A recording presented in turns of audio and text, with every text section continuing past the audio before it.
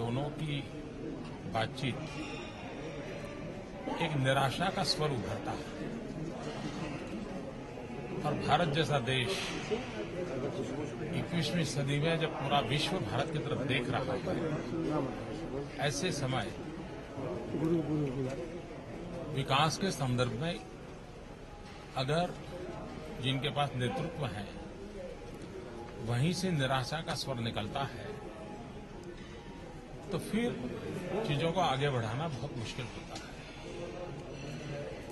दूसरा मैंने कहा है कि उन्होंने जो कहा कि भाई अंतर्राष्ट्रीय कारण है जिसके कारण कुछ कठिनाइयां हैं, तो हमारे मन में सवाल ये उठा कि भाई केंद्र सरकार तो कह देगी कि अंतर्राष्ट्रीय कारण है, राज्य किसको ब्लेम करे? अगर अंतर्राष्ट्रीय कारणों से भारत परेशान है तो राज्य किसके कारण से परेशान है?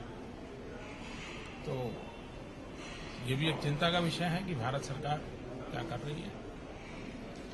दूसरा, पिछली बार जब हम मिले थे तब 9% ग्रोथ की बात की थी,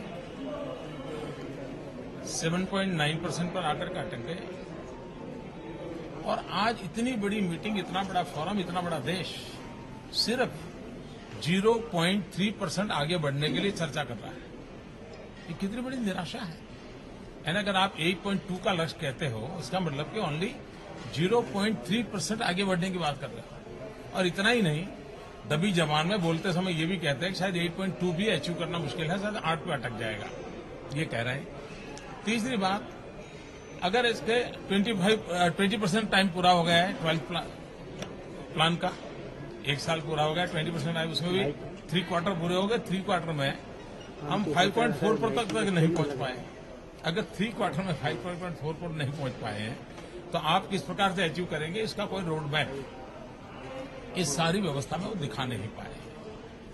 कुछ और विषय है जिस पर मैंने आग्रह किया है, जैसे प्रधानमंत्री ने एनर्जी सेक्टर पर चिंता की है और खास करके फ्यूल के संबंध में चिंता की है। लेकिन देश का दुर्भाग्य है कि आज मोर देन 10,000 मेगावाट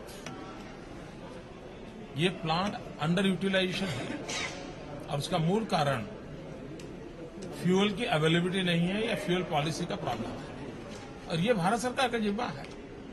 मेरे जैसे राज्य के पास आज 3,000 मेगावाट बिजली का प्लांट अंडर यूटिलाइजेशन है। अगर ये हम पूरी कैपेसिटी यूज नहीं कर पा रहे हैं तो हम देश को कंट्रीब्यूट नहीं कर पा रहे हैं।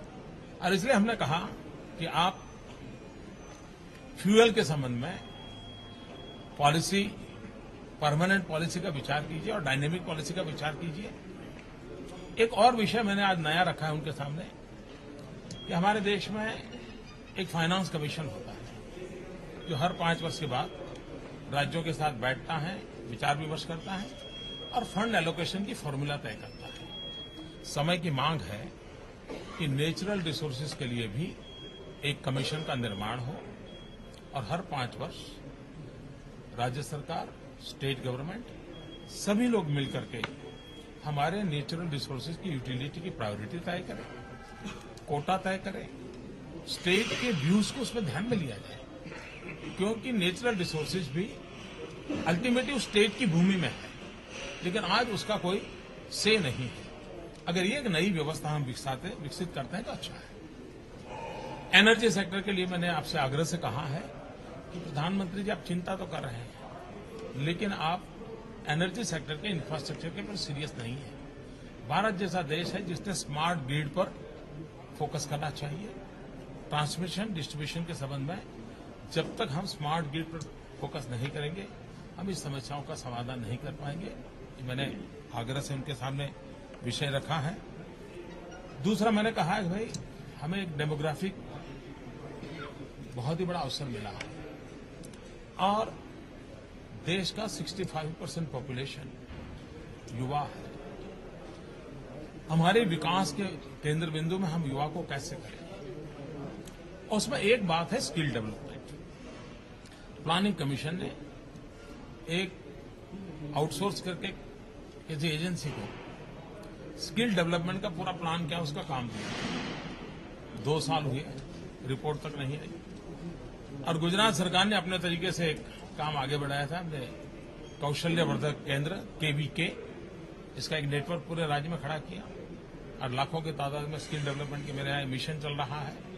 आखिरकार मेरी जानकारी है कि अभी भी प्लानिंग कमीशन ने गुजरात मॉडल का स्टडी किया है और भारत के अन्य राज्यों को सूचित किया है कि आप कौशल्यवर्धन की दृष्टि से, स्किल डेवलपमेंट की दृष्टि से गुजरात मॉडल की तरफ अभ्यास कीजिए और ध्यान केंद्रित कीजिए।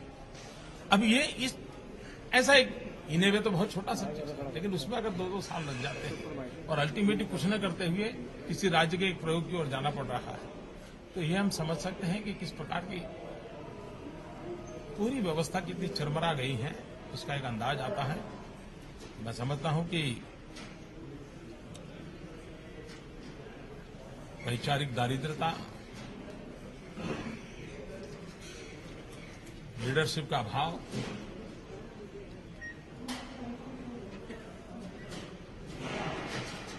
नीतियों का अभाव, पॉलिसी पैरालिसिस, इन सारे कारणों से एक बहुत ही स्टैग्नेंसी का अनुभव देश कर रहा है। नेगेटिव ग्रोथ की दिशा में हम जा रहे हैं और वो कभी भी देश का भला नहीं करेंगे। ये चिंता मैंने आज जताई है। देखते हैं प्लानिंग कमीशन इसको क्या करता है। मेरा जो रिटर्न स्पीच है वो तो आप लोगों को मिल गया होगा।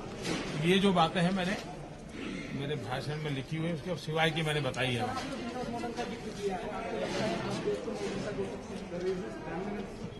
हाँ जी, 10 मिनट का जो समय तय किया गया था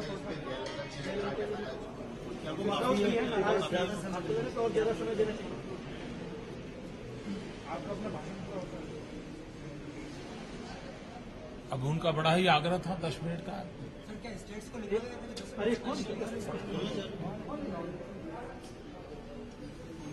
उनको तो जितना कम सुनने को मिले उतना अच्छा ही है। सर, एक सवाल है कि महिलाओं की सुरक्षा को लेकर आज इस फोरम पर प्रधानमंत्री चिंता जता रहे हैं। आप लोग राज्यों के मुख्यमंत्री, आपके राज्यों में भी ये समस्या है, आप लोगों ने कहा कि हम इस पर कदम उठा रहे हैं। क्या लगता है कि ये चिंता दिखाने से सब कुछ हल हो जाएगा?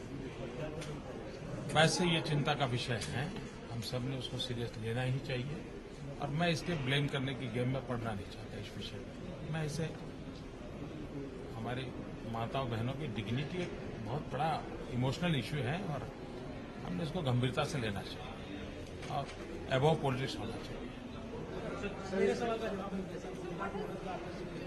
आपको लगता है आपका गुजरात मॉडल केंद्र की सियासत में लागू हो? आप ले सकते हैं?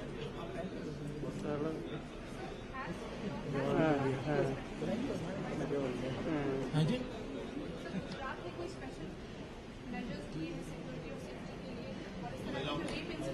आज भी देश के जितने भी रिपोर्ट्स आते हैं उसमें गुजरात का सबसे अच्छा आता है और खास करके महिलाओं का। लेकिन फिर भी मैं मानता हूं कि हम सबका दायित्व है, किसका अच्छा किसका बुरा, कितने नंबर है, ये विषय ही नहीं है। एक घटना भी पीड़ादायक होती है। सर, जनवरी में आपका इन्वेस्टर समिट है, आपने काफी बारी ये समिट कर चुके हो। इस बार इस समिट में व्हाट काइंड ऑफ हमारा 10, 11, 12 ग्लोबल इन्वेस्टर समिट है। मेरा अंदाज है 100 से अधिक देश उसमें शरीक होंगे। आज तक के हिंदुस्तान में लगे हुए किसी भी एग्जीबिशन से बहुत बड़ा एग्जीबिशन लगने वाला है और उसमें सभी सेक्टर्स हैं। करीब 20 राज्य उसमें पार्टनर हो रहे हैं उस एग्जीबिशन के। मोर देन 30 कंट्रीज उसमें पार्ट ले रहे हैं। हमारा फोकस है एसएमईज के ऊपर, स्मॉल स्केल इंडस्ट्रीज पर को बल देना चाहिए। हमारा फोकस है नॉलेज पार्टनरशिप के लिए। हम चाहते हैं कि दुनिया की अच्छे से अच्छी यूनिवर्सिटीज की हमारी पार्टनरशिप कैसे बढ़े, उन चीजों पर हमारा फोकस है।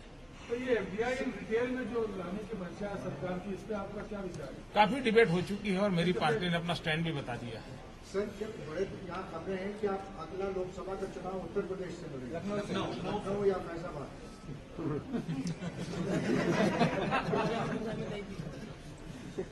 बहुत बहुत धन्यवाद भाई, थैंक यू।